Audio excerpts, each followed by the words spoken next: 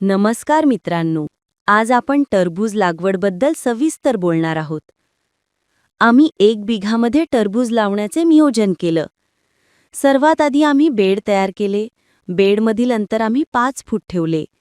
त्यानंतर आम्ही बेसाल डोस म्हणजे खत टाकले. त्यात आम्ही 10-26 1 quintal, single super phosphate 1 quintal, sulphate 50 kilo, कोंबडी खत 4 क्विंटल यांचे मिश्रण करून संपूर्ण खत बनवले. आणि त्यानंतर आम्ही खत 1 बिघा शेतीमध्ये टाकले. खत टाकल्यानंतर आम्ही मल्चिंग पेपर अंथरून घेतला.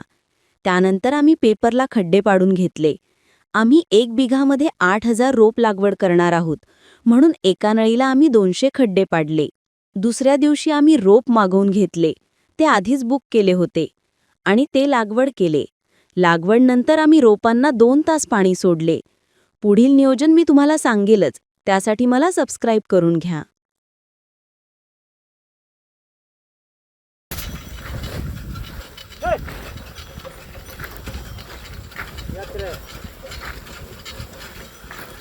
हो तू चाल चला